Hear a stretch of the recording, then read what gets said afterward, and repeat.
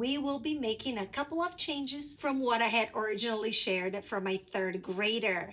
Welcome back to my channel. If you're new here, my name is Andrea and I am a homeschooling mama of a rising third grader. And we are also going to be using Ambleside Online for our year 3, and this will also be our third year. Very quickly, I am going to make this video straight to the point and share with you that we will not be using The Good and the Beautiful 3 for my soon-to-be third grader because I made a mistake. Like I said on my video where I talk about the recap for last month and the goals for the new month, I said that I can't believe I let my daughter talk me into going back to The Good and the Beautiful. And the reason is the book is wonderful, the style of teaching is great, but it doesn't work for my daughter. The tears started, the complaining, I hate math, and I decided to just get my head in order here, in check, and be like, okay, I had decided that we would continue with Singapore math, at least for these first elementary years, and that's what we're going to do. So I erased the lessons that my daughter had completed, and I am just going to sell that The Good and the Beautiful 3 on Marketplace most likely, and I've already ordered Singapore Math 3A and 3B, and I also bought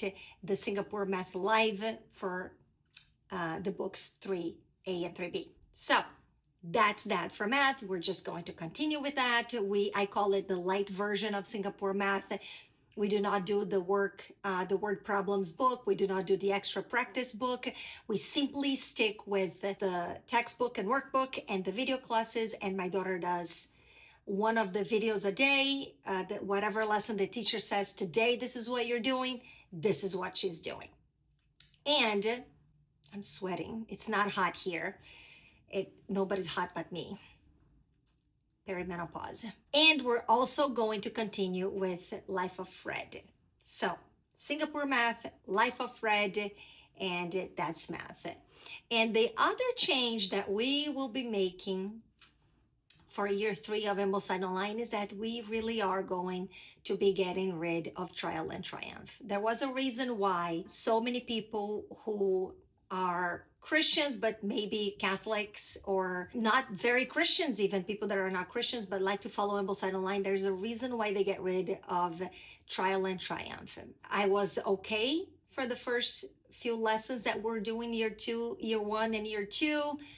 And it came to one of the chapters and it was very anti-Catholic. And I just can't keep reading that. It's not the kind of information that I want to pass to my daughter.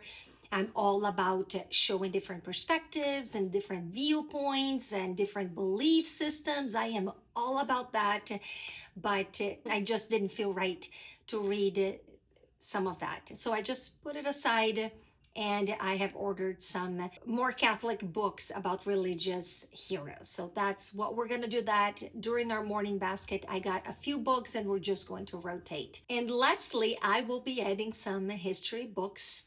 I will try to get maybe 2 different history books for the period of the Reformation. I have Philip Campbell. I really like him. I like his books. I like his narration style. It reminds me a little bit of History Quest with the time hops. It's not really a time hop, but he puts you right in the period. And so it's impossible not to be living that. So it's a very living book, and I really like that. And I need to be looking into another non-biased book because I do know Philip Campbell is Catholic.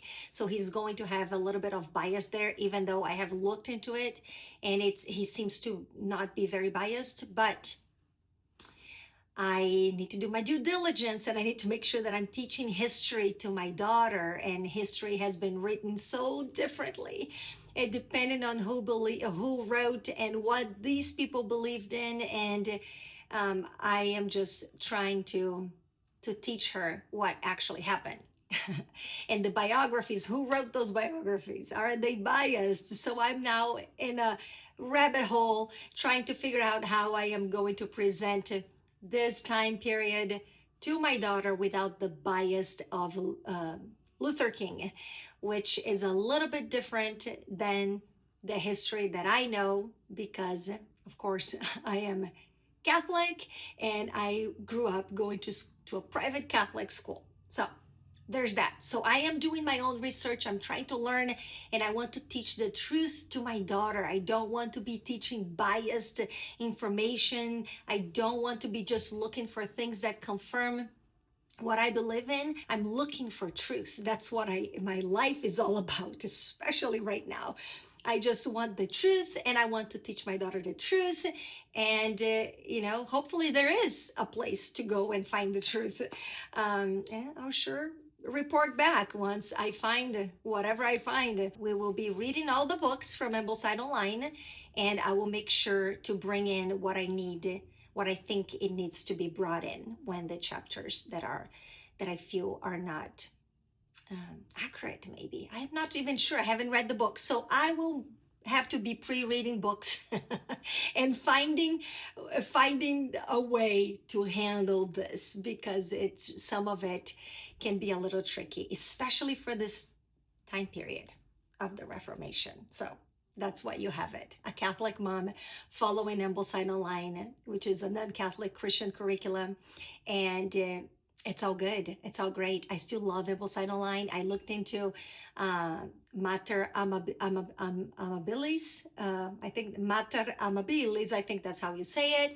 And a very interesting Catholic Charlotte Mason curriculum, but I love Ambleside Online. I think we're just going to stick with Ambleside Online and we're going to find our way within the curriculum. Thank you so much for choosing to spend your time with me today. I hope you enjoyed this video. Make sure to like the video, subscribe to the channel if you're not subscribed yet, and leave me a comment. Let's chat. What's up? Where are my Catholic mamas following Ambleside Online? Let's figure this out together. Thank you so much for being here, and I'll see you next time. Ciao, ciao.